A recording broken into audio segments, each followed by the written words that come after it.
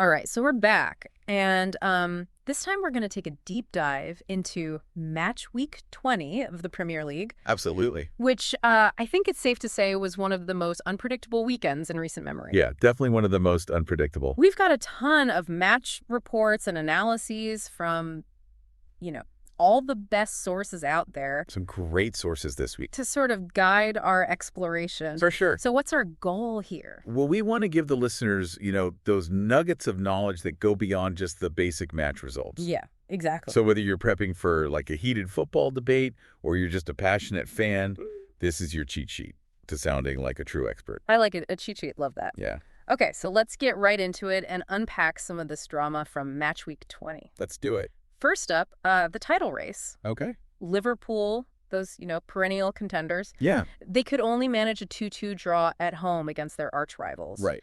Manchester United. Big. Not really the statement of dominance you'd expect from the league leaders, right? No, I mean, you expect them to win those games at home, especially. Exactly, especially against your rivals. Yeah. What's fascinating to me, though, is like the ripple effect of that draw. Wow. Liverpool's lead at the top is trimmed to just 6 points. It's getting tight. And now suddenly, teams like Nottingham Forest. Oh, yeah, Forest. Who are now level with Arsenal at 40 points after that big 3-0 win against Wolves. They're looking like genuine contenders. I mean, can you believe it? It's amazing. Forest up there challenging for the title. It really makes you wonder if anyone can stop Liverpool this season. Yeah, I mean, they've still got that air of invincibility. They do. But, Forest are definitely a team on the rise. For sure, and especially with that Forest-Liverpool clash coming up. Oh, yeah, that's going to be a huge game. I can't wait. Mark your calendars for that one. But before we get too ahead of ourselves, right? Let's maybe shift gears a little bit to a team that's been quietly climbing the ranks. Okay, who are you thinking? Newcastle. Oh, Newcastle. Yeah, 5 straight wins. Really quietly going about their business. Including that 2-1 victory at Tottenham. Mm-hmm. And that really puts them firmly in the race for a Champions League spot. I mean, 5 straight wins, you can't argue with that. Yeah. They're definitely the real deal. And their success isn't just about luck. No, they've been playing really well. Eddie Howe has done an amazing job. Yeah, he's got them playing with so much confidence. Instilling that tactical discipline, a sense of belief in the squad. And then you have Alexander Isak. Oh, Isak. He's been on fire. It seems like he's scoring for fun these days. Seriously, 7 matches in a row with a goal. It's unbelievable. He's on the verge of breaking Alan Shearer's club record. I know, it's incredible. His performances have been absolutely captivating. And then on the other side of that coin, you have Tottenham. Yeah, what's going on with them? Struggling to find any consistency. It's been a tough season for them. 10th league defeat of the season. Ouch. Some glaring defensive frailties. Their defense has been a bit shaky. Yeah, and the injury list just keeps growing. Yeah, they've been hit hard by injuries. They have ambitions, obviously, to challenge for top honors. Right. But right now, they're a team that seems to be grappling with like a real identity crisis. Yeah, it's hard to know what to expect from them from week to week. Yeah, I agree. They need to find some consistency. And it really raises that question about, squad depth. Absolutely. And the ability to adapt to setbacks. Yeah, I mean, look at Newcastle. Right. Even with their share of injuries, they've maintained their composure and their tactical flexibility. They're playing with a clear purpose, you can tell. It shows on the pitch. It really does. Big difference between the two teams right now. Yeah, big difference. Newcastle are definitely trending upwards. So that resilience is certainly paying off for Newcastle. But, while we're on this topic of contrasting fortunes, the middle of the table is serving up its fair share of surprises as well. It always does. Aston Villa are back in the winner's circle after that 2-1 victory over Leicester. Yeah, a much-needed win for Villa. It was, and Leon Bailey's first goal since April. It's great to see him back on the score sheet. It's those individual stories, those personal triumphs and setbacks that make the Premier League such a compelling narrative. It's what makes it the best league in the world. I agree. All those individual stories Absolutely. Together. And speaking of compelling narratives, how about Bournemouth? Bournemouth, what a run they're on. They extended their unbeaten streak to a club record 8 matches after that 1-0 win against Everton. Everton just can't seem to catch a break. David Brooks, who's battled his way back from that long-term injury. I know, it's great to see him. He scored a stunning volley to secure the victory. What a goal that was. It really was. He's definitely back to his best. And Brooks's resurgence, it really speaks to the power of resilience and self-belief. For sure, he's an inspiration. Makes you wonder if he's, fully back to his best. I think he is. Yeah. He looks like the David Brooks of old. He does. So exciting to watch. But while we're talking about teams flirting with those European spots, Oh? Chelsea, they stumbled yet again. Yeah, another disappointing result for them. Managing only a 1-1 draw against Crystal Palace. Palace are a tough team to beat at home. They are. Jean-Philippe Mateta scored that late equalizer for Palace. Yeah, he's been in good form lately. And that condemned Chelsea to their 4th consecutive match without a win. That's got to be concerning for them. It's their longest winless run of the season. The pressure's mounting on Enzo Maresca. I think it is. It's got to be causing some anxiety at Stamford Bridge. Especially considering the expectations surrounding the club. Sure. They spent a lot of money in the summer. They did. Expectations are high. And then on the other end of the table, Okay, let's talk about the relegation battle. where the stakes are even higher. Absolutely. Every point is crucial down there. Southampton, they remain rooted to the bottom It's not looking good for them. after a demoralizing 5-0 defeat at the hands of Brentford. Brentford are a tough team to play against. They are. They're so well organized. Bryan Mbeumo was a standout performer for Brentford. Yeah, he had a great game. He scored a brace to lead his team to victory. He's a real handful for defenders. For Southampton, though, this result marks a worrying start for their new manager, Ivan Juric. It's tough to come into a new club mid-season, It is. especially when you're fighting relegation. Yeah, and he's yet to taste victory. The pressure's on him to turn things around. It really is. They need to find a solution to their defensive woes, They do. and they need to start scoring some goals. The Saints are in desperate need of a turnaround. Yeah, they need a miracle. But the clock is ticking, Time's running out. and they're not alone in their struggles. No, there are a few teams down there fighting for survival. Wolves, who fell to Nottingham Forest. Another defeat for them. They're also in serious danger. Yeah, they haven't been able to find any consistency. And then there's Ipswich, who managed a dramatic 2-2 draw with Fulham. That was a crazy game. It was, but they remain precariously close to the drop zone. They need to start picking up some wins. And he did. Draws aren't going to be enough. It's fascinating to me how, you see Fulham's contrasting fortunes in this relegation battle. Yeah, it's interesting. While Ipswich are, battling to survive. Right. Fulham are on an 8-match unbeaten run. They've been really impressive. They've got a habit of drawing games, though. Yeah, they draw a lot of games. And the question is, can they start turning those draws into wins That's the key for them. to make a real push for, a European spot? They've definitely got the talent. They do, especially with Raul Jimenez leading the line. He's been fantastic for them. His penalty record is impeccable. He never misses from the spot. He converted 2 more against Ipswich. Yeah, I saw that. Which brings his total to just 2 shy of Cole Palmer's Premier League record. Wow, that's impressive. But while those individual achievements add spice to the competition, For sure. there's a collective drama unfolding in that relegation battle. Yeah, it's a real fight for survival. That's impossible to ignore. Every match is like a cup final for those teams. It really is. The tension is palpable. Speaking of turning points, that 2-2 draw between Liverpool and Manchester United. Oh, yeah, that was a big one. It really felt like a pivotal moment in the title race. Absolutely. Amad Diallo coming off the bench for United. He's been making an impact lately. He scored a late equalizer to snatch a point for his team. What a goal that was. It was, and that's his second crucial goal in recent weeks. He's got a knack for scoring important goals. It seems like it. He could be a key player for them in the second half of the season. Is he finally living up to the hype? I think he is. I think so too. He's starting to show his quality. And on the other side, that result seemed to expose a chink in Liverpool's armor. Yeah, they're not invincible. Could this be the moment when the momentum shifts in the title race? It's possible. It's going to be very interesting to see how things play out. The title race is wide open. And while we're discussing momentum shifts, Okay. let's not forget about Nottingham Forest. Oh, yeah, Forest, they're the real deal. They're quietly emerging as genuine title contenders. I would bet against them. Their 3-0 win over Wolves saw Morgan Gibbs-White score against his former club. Always nice to score against your old team. There was a sense of poetic justice in that goal, wouldn't you say? Absolutely. He's been playing really well for Forest. It's been a captivating start to the year in the Premier League, It really has. filled with surprises and dramatic twists. You never know what's going to happen next. Before we move on, are there any other standout moments from Match Week 20 Let me think. that you think our listeners should be aware of? Well, we can't overlook Manchester City's emphatic 4-1 victory over West Ham. Oh, yeah, that was a statement win. It was a performance that reminded everyone of their attacking prowess. For sure. Erling Haaland was back to his goal-scoring best, bagging a brace. I mean, is he ever not scoring goals? It's a timely reminder that even when they're not at their absolute peak, Right. City can still blow teams away. That performance certainly sent a message to the rest of the league. Yeah, they're still a force to be reckoned with. But it also raises a question. What's that? Are Manchester City back to their dominant best? That's a good question. Or was this just a fleeting glimpse of their former selves?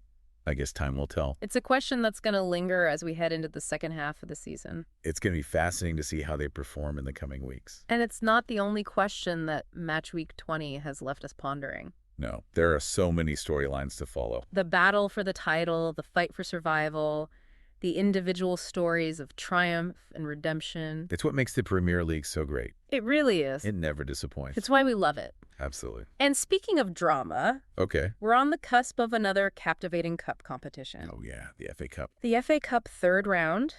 Love the FA Cup. It's a competition known for its upsets, its giant killings, its unpredictable nature.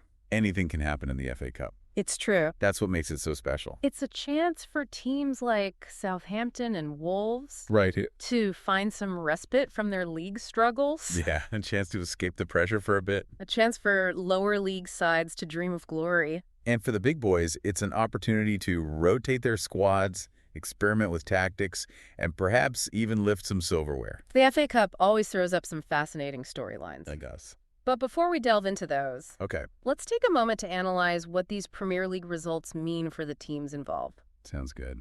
Are we seeing any significant momentum shifts?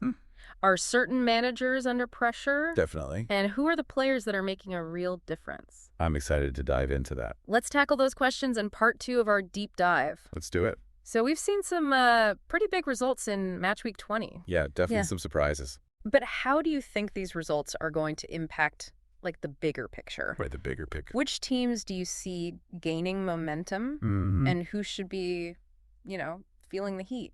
Okay, well, it's hard to ignore Newcastle's surge, right? Newcastle. Got 5 wins in a row, and they haven't come against, easy teams. Right. They've shown a tactical flexibility that's pretty rare for teams outside the traditional top 6. Yeah, that's a good point. They can adapt to different opponents. Oh, yeah. I mean, you have to wonder, though, if they can maintain this level of performance. Right, can they keep it up? Especially with that trip to Anfield to face Liverpool coming up. Oh, yeah, that's going to be a huge test for them. It is. Do you think they have what it takes to actually challenge the established order? Well, that match at Anfield will be a true test of their mettle. Right. But what's encouraging for Newcastle fans, I think, is that they're not just relying on 1 or 2 star players. Right. Yes, Alexander Isak's goal-scoring streak has been amazing. It's been incredible. But their success has been built on a solid defensive foundation and a collective work ethic. Yeah. They're greater than the sum of their parts. Yeah. And that's a dangerous quality to have. It really is. And speaking of dangerous qualities, Okay. Bournemouth's unbeaten streak is another storyline that's got everyone talking. Bournemouth, yeah, they're on fire. 8 matches without a loss. Can you believe it? And they've done it with this, mix of attacking flair and defensive resilience. They're a really well-balanced team. It's not just luck at this point, is it? No, I don't think so. I mean, it's a testament to Andoni Iraola, the manager. Yeah, he's doing a great job. And his ability to create that, cohesive unit. Absolutely. Remember, this is a team that a lot of people predicted would struggle this season. I know. I thought they were going to be in a relegation battle. They've already exceeded expectations. For sure. But the question now is, can they sustain this level of performance? Right. Can they keep it going? And actually push for a European spot? That's the million-dollar question, isn't it? It is. They've got a relatively favorable run of fixtures coming up. Yeah, they do. So they certainly have the opportunity to solidify their position in the top half of the table. I think they've got a real chance. But, while some teams are riding this wave of momentum, others seem to be stuck in a rut. Yeah, that happens. Chelsea's winless streak is a prime example. Chelsea, yeah, they're in a bit of a slump. They're still in the top 4, but the pressure is mounting on Enzo Maresca. It has to be. I mean, they're creating chances. Yeah, they're not playing badly. But they're lacking that clinical edge in front of goal. They need someone to put the ball in the back of the net. They do, and they've been hit by some key injuries as well. Now, that hasn't helped. But with the quality they have in that squad, Right. you wouldn't bet against them turning things around. I think they'll figure it out. I think so, too. They've got too much talent not to. Their upcoming match against Manchester City will be a crucial test. Oh, yeah, that's going to be a big one. Speaking of City, their emphatic win against West Ham. City, yeah, they looked good. With Erling Haaland back on the score sheet, He's back. it's really reignited this debate. What debate? Are they back to their dominant best? Are they back? It was a performance that showcased their attacking potential. Yeah, they were ruthless. But I'm not entirely convinced they've rediscovered that ruthlessness Right. that characterized their title-winning campaigns of the past. Yeah, I think they're still a work in progress. I mean, they're still capable of blowing teams away. Oh, yeah, for sure. But there's a sense that they're not quite the unstoppable force they once were. I agree, they're not as dominant as they used to be. And that's what makes this season so fascinating. That's wide open. The traditional powerhouses like Chelsea and City, Right. they're showing signs of vulnerability. They're not invincible. While teams like Newcastle and Bournemouth, The underdogs. they're seizing this opportunity to challenge the established order. It's great to see. And then, of course, you have the relegation battle, Oh, yeah, the relegation battle. where stakes are incredibly high. Every point is crucial. Southampton, unfortunately, they're in deep trouble. Yeah, it's not looking good for them. Their heavy defeat to Brentford, 5-0, ouch. it really highlighted their defensive frailties. Yeah, their defense is a big problem. And the pressure is mounting on Ivan Juric. He needs to turn things around quickly. They need to find a way to stop leaking goals. Absolutely. And start scoring at the other end. Easier said than done. If they want to avoid relegation, They need a miracle. Wolves are another team facing a precarious situation. Wolves, yeah, they're in trouble too. Their defeat to Nottingham Forest was another setback, They can't seem to buy a win. and they've yet to show any real signs of improvement under their new manager. It's not looking good for them. Their lack of goals is a major concern. Yeah, they need to find a way to score. They need to unlock that attacking potential and start putting points on the board. They're running out of time. And then you have Ipswich. Ipswich, yeah, they're fighting hard. They're showing a lot of fight, They are. but they just can't seem to get over the hump. Yeah, they're always in games. That draw with Fulham, 2-2. it was a case of 2 points dropped rather than 1 point gained. I agree. They should have won that game. They're battling hard, but they need to find a way to turn those draws into wins. That's the key for them. They've got a tough run of fixtures coming up, Yeah, it's not going to be easy. so it's going to be a real test of their character and resolve. You'll see what they're made of. So we've got teams on the rise, Yeah. teams struggling to find their footing, Right. and a relegation battle that's going down to the wire. It's going to be exciting. What are some of the individual performances that have stood out for you so far this season? Ooh, that's a tough one. Well, I mean, Amad Diallo's impact at Manchester United has been pretty impressive. Diallo, yeah, he's been a revelation. He's adding that spark of creativity and goal-scoring threat that Right. they've been lacking. He's a real difference maker. His equalizer against Liverpool, What a goal. it was a moment of individual brilliance. Pure class. And it suggests he could be a key player for them in the second half of the season. I think he will be. He just seems to have this knack for scoring crucial goals, Yeah, he's got that instinct. which is, a valuable asset to have in any team. Absolutely. And speaking of valuable assets, David Brooks' resurgence at Bournemouth. Brooks, yeah, he's been fantastic. It's been a joy to watch. He's back to his best. That volley against Everton. Oh my goodness, what a goal. Goal of the season contender, for sure. I think so. He's rediscovered his confidence and his swagger. Yeah, he's playing with a smile on his face. It's great to see him back to his best after, that difficult period with injuries. It's a great story. It is. He's an inspiration. And let's not forget about Morgan Gibbs-White. Gibbs White, yeah. He's having a great season. Flourishing at Nottingham Forest. He's been a key player for them. His goal against his former club Wolves. Yeah, that must have been sweet. It must have been a sweet moment for him. I bet it was. There's always something special about a player scoring against his former club. Yeah, there is. You could see the emotion in his celebration. I love that. It was a moment that epitomized, the passion and the drama The beauty of the game. of the Premier League. Absolutely. It's those individual stories, those personal triumphs and setbacks Yeah. that make this league so captivating. It's what we love about it. But while we're celebrating individual brilliance, we can't lose sight of the collective efforts Right. that are shaping the narrative of the season. The team effort. The tactical battles between managers, Yeah, tactical battles. the fight for every inch of the pitch, The passion. the relentless pursuit of victory. It's all part of it. It's all part of the tapestry of the Premier League. Beautifully said. And as we head into the second half of the season, Okay.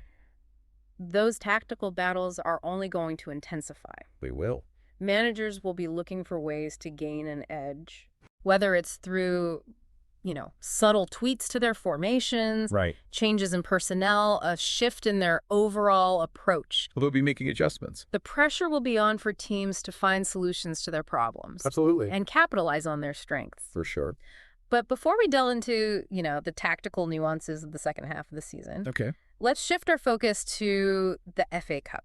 The FA Cup. It's a competition that often throws up surprises It does. and creates its own set of intriguing storylines. The FA Cup is special. The FA Cup has a unique charm, It does. a way of capturing the imagination Of fans and players alike. It's a competition where anything can happen. That's right. And it's a chance for teams to dream of glory. Absolutely. It's a chance for lower league sides to test themselves against the best in the land. The underdogs. A chance for Premier League teams to rotate their squads. Give some fringe players a chance. And give, fringe players an opportunity to shine. Yeah. And, of course, it's a chance to etch your name into the history books. The FA Cup is full of history. The FA Cup has a rich history. It does. And it's a competition that's full of, romance and tradition. The magic of the FA Cup. It's a tournament that's captured the hearts of generations of fans. Yeah, for sure. And it continues to hold this special place in the English football calendar. It's a special competition. So with the FA Cup third round just around the corner, Okay. what are some of the matchups that have piqued your interest? Ooh, good question. Which teams do you see making a deep run? Hmm. And are there any potential giant killings on the horizon? Oh, I hope so. Let's dive into those questions in part 3 of our deep dive. Let's do it. The FA Cup. Yeah, you mentioned it's a tournament, that really captures that blend of history and romance and the potential for those Cinderella stories we all love. It does. It really does. So with the third round upon us, what are some of the key narratives or matches you think our listeners should keep an eye on? Well, I think for me, the beauty of the FA Cup is its unpredictability. It's that breeding ground for upsets. Right. Where lower league sides can really test themselves against, those giants of the Premier League. For sure.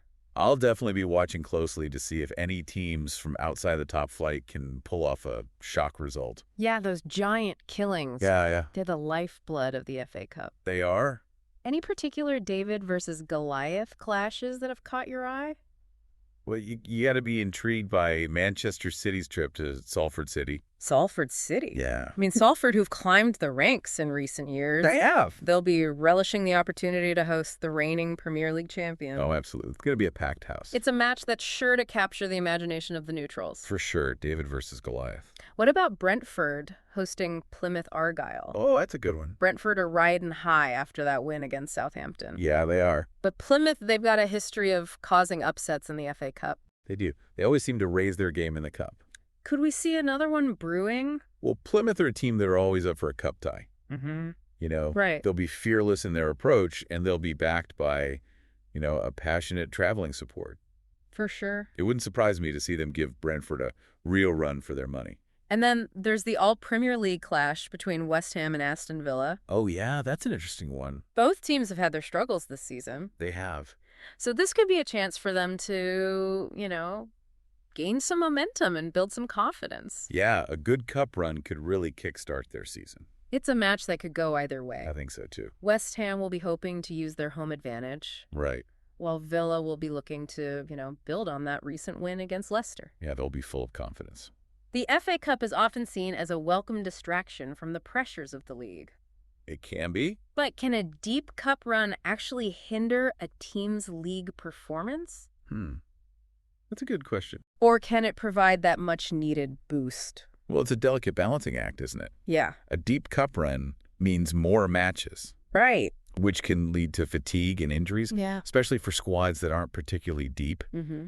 But it can also galvanize a team. Right. Boost morale and give fringe players some valuable experience. So it's a double-edged sword. It is. It'll be fascinating to see how the various managers approach this challenge. Yeah, what their priorities are. Some might prioritize the FA Cup, Right. seeing it as, a realistic chance to win silverware, Especially for the smaller clubs. while others might, really focus on their league position. Yeah, if you're fighting for a Champions League spot. Exactly. Or trying to avoid relegation. It's all about finding the right balance. Absolutely. It's assessing the risks and rewards. Making tough decisions. But regardless of their approach, one thing's for sure. What's that? The FA Cup is a competition that always delivers drama and excitement. Always does. Never disappoints. It's a tournament that has the power to, unite fans from all walks of life. It brings people together. A competition that embodies the spirit of English football. The magic of the cup.